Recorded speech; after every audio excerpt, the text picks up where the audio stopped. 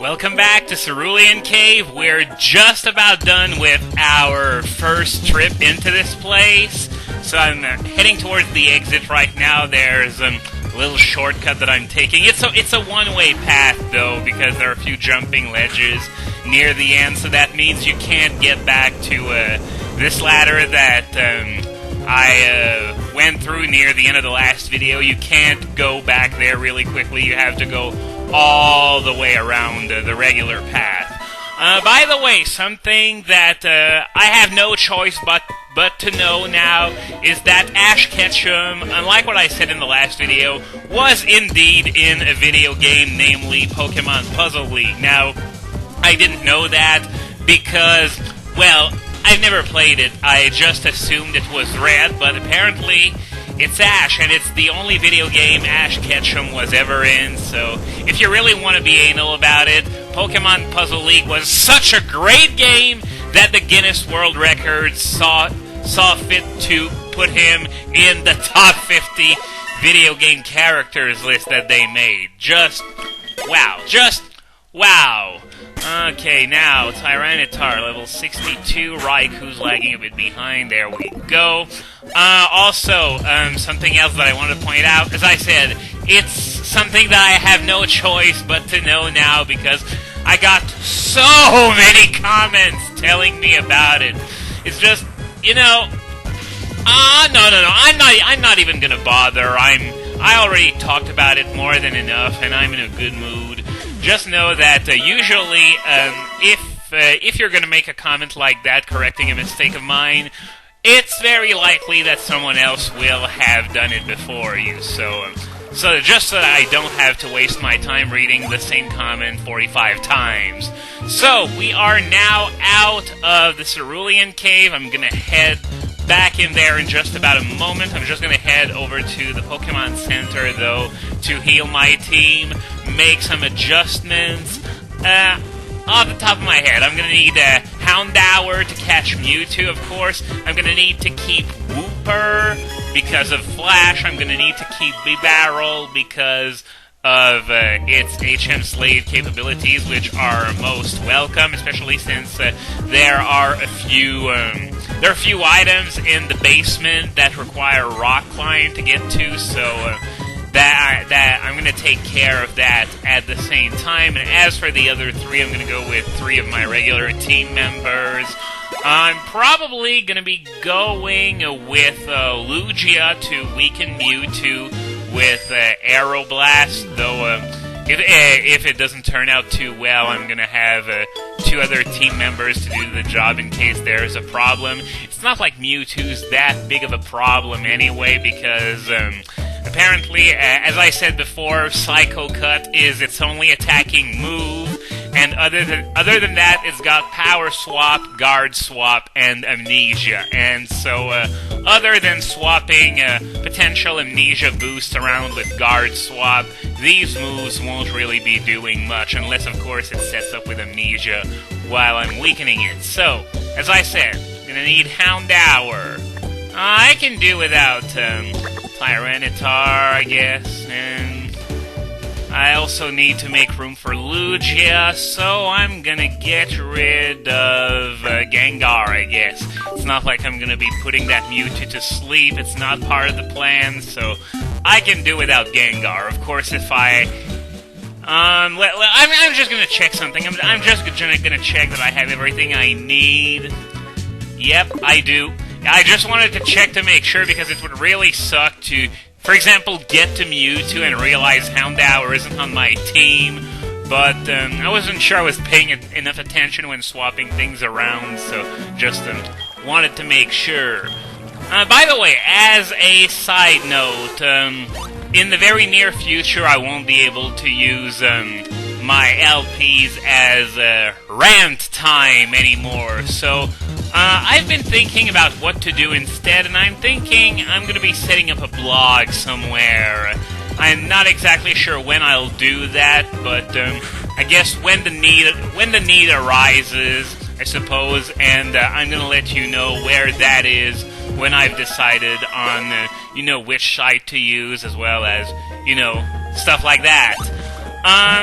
on that note, while we're heading down to where Mewtwo is, I don't know if you guys heard of it, but Chuggaconroy's next LP is going to be Pokemon Emerald.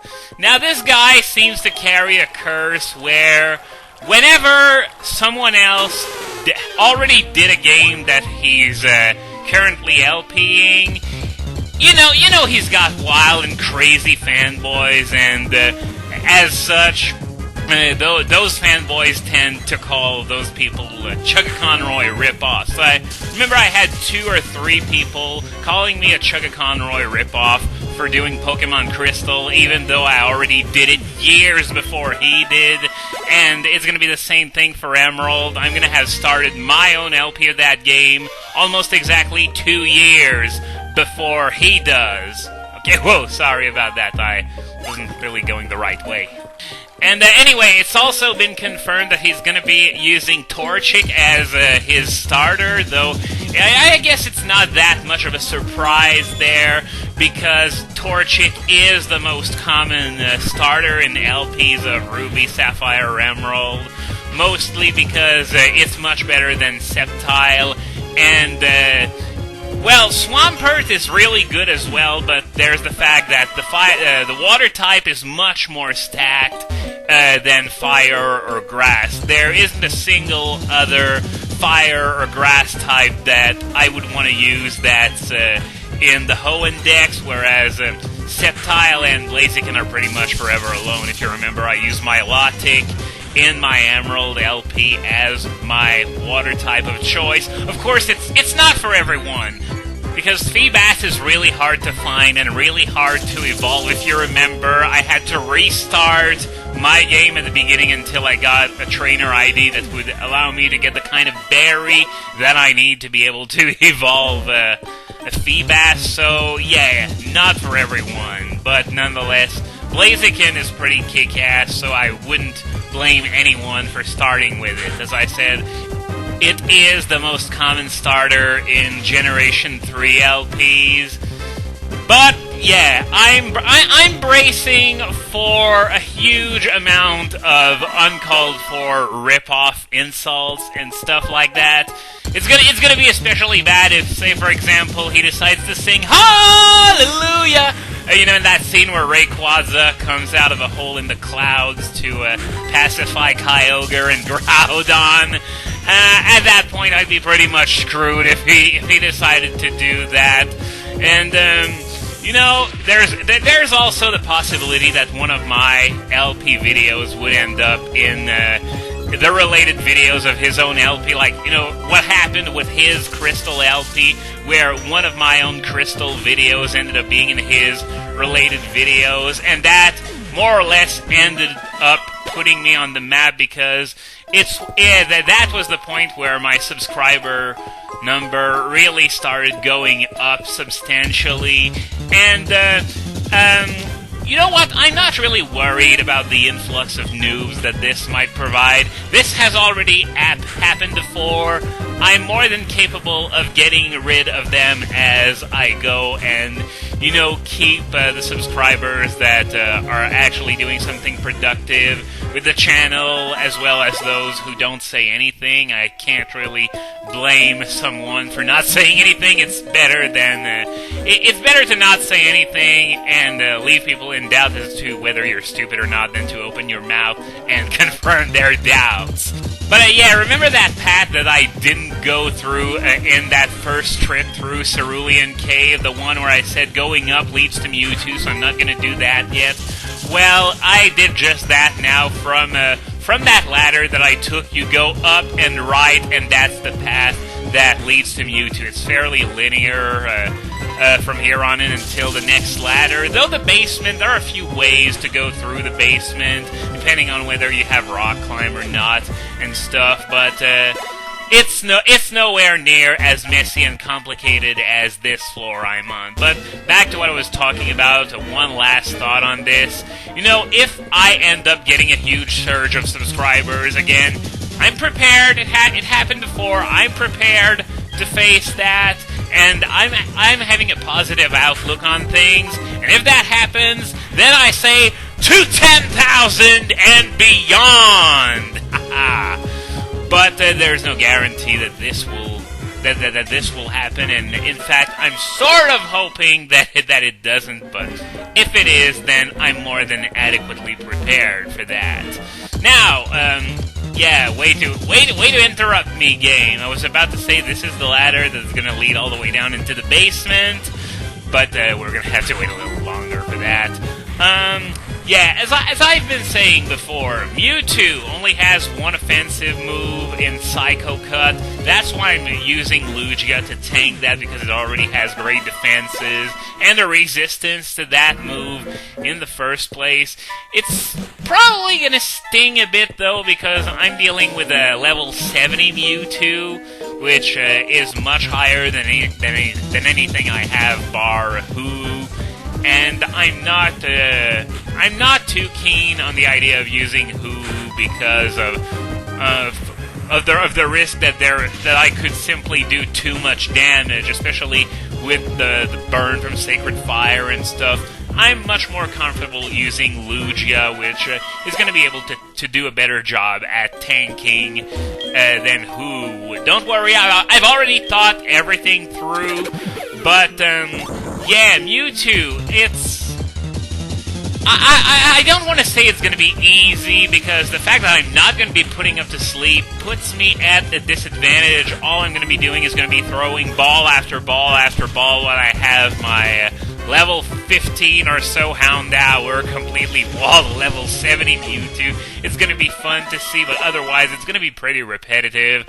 So I'm probably going to be speeding up and playing music while I'm busy chucking balls, because there's really not much interesting to say while you're just, throwing ball after ball after ball after ball, hoping to catch that Mewtwo.